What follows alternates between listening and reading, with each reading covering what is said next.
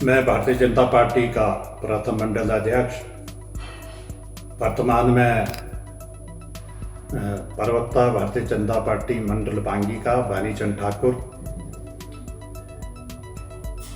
पांगी वासियों से मेरा एक अनुरोध है, इस बार का जो चुनाव लोकसभा का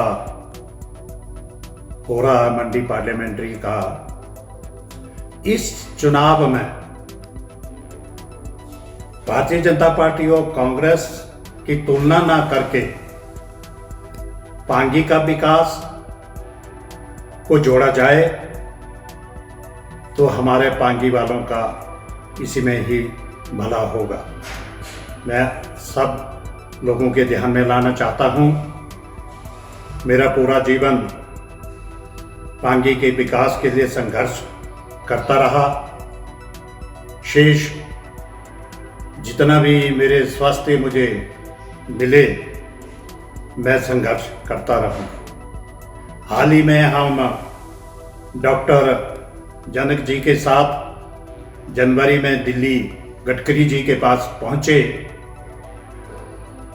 और उन्होंने बड़े ध्यान से हमारे विचार सुने, हमारी समस्या को समझा, परंतु कारण एक ही था कि प्रधानमंत्री से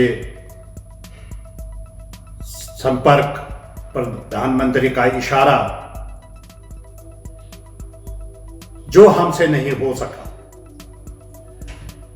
मेरा आप सभी पांगी वासियों से अनुरोध है, अभी का जो चुनाव है, हमारे 4 मुद्दे इस पांगी के क्षेत्र का है। नेशनल हाईवे, उसमें एक टनल का निर्माण, रोपवे आसपास में जो ऑलरेडी सर्वे हो चुके हैं, और विधानसभा के क्षेत्र का अलग होना। ये सब के सब मुद्दे भारत सरकार के अधीन आते हैं। प्रदेश सरकार के पास इतना अपना राजस्व नहीं है कि वो अपने बलबूते पे इस काम को करवा सके, परंतु अगर हम कांग्रेस बीजेपी में ही बढ़ते रहेंगे, हम और पांगी 25 साल के लिए और पीछे हो जाएंगे, जिसका महत्वपूर्ण मुद्दा अभी यही है। वीरभद्र जी टनल बनाते बनाते चल बसे, धूमल जी ने भी प्रयास किया, नहीं हो पाया, जयराम जी ने भी प्रयास किया होगा, लेकिन नहीं हुआ। अब मैं आप सभी लोगों से एक बात कहना चाहूंगा, हमें बड़ी संकोच से कहना पड़ता है, बड़ा निंदनीय बात है कि कांग्रेस ने अपने घोषणा पत्र में चैनी पास टनल का जिक्र किया है।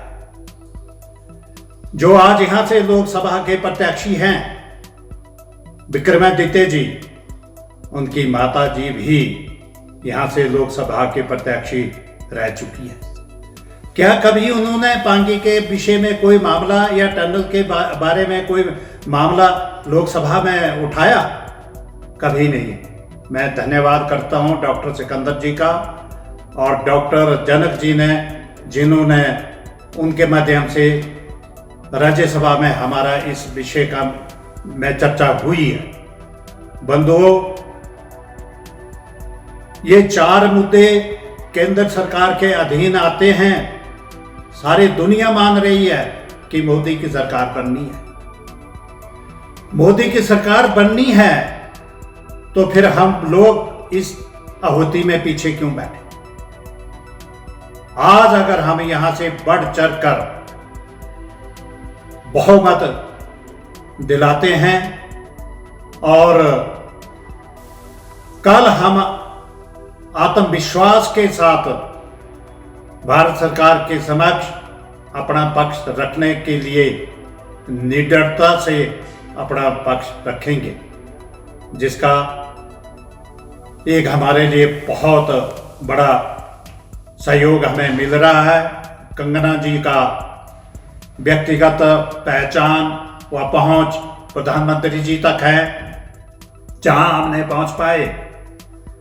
हमारे राज्यसभा में जो सदस्य अभी चुनेंगे हर्ष महाजन जी, उनकी भी पहचान है। जिला के नाते वो भी हमारा मुद्दा उठा सकते हैं। कंगना जी हमारे लोकसभा सदस्य के नाते मुद्दा इस घाटी का उठा सकते हैं। मैं सभी जनमानस के ध्यान में लाना चाहता हूं, उदयपुर से लेकर करथई तक, जिसका बीचों बीच में पांगी की क्षेत्र आता है, 8,556 मेगावाट तो यहां चनाब नदी पर बिजली का उत्पादन है। लेकिन क्षेत्रवाद की वजह से, नेताओं के वजह से हमारा ये क्षेत्र पिछड़ गया।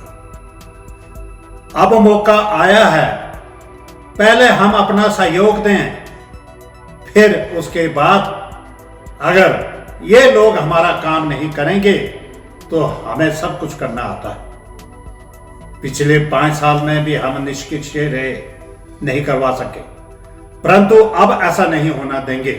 मुझे पूरा विश्वास है, हमारे विधायक जी का भी रुचि है पांगी के प्रति, और इस सब चीज के लिए हम सब इकट्ठे होकर एक बार भारी बहुमत से कंगना जी को यहां से विजयश्री बनाए और फिर पांगी की ये चारों योजनाओं के साथ लड़ाई हम लड़ेंगे। यही मेरा आप सभी लोगों से अनुरोध है। अगर आपको मेरे विचार अच्छे लगते हैं तो हम भी इस घाटी के निवासी हैं, आपके साथ सुख दुख में साथ रहे हैं, रहेंगे। परंतु एक बात मेरा आप सब लोग समझें, ध्यान से सुने, और कल सुश्री कंगना जी का, माननीय पूर्व मुख्यमंत्री जयराम ठाकुर जी का कार्यक्रम यहाँ है।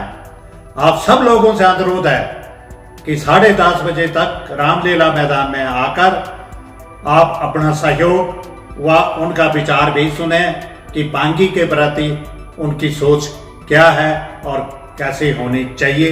यही मेरे आप सब लोगों से मेरा अनुरोध है। जय पांगीवासी, जय हिमाचल।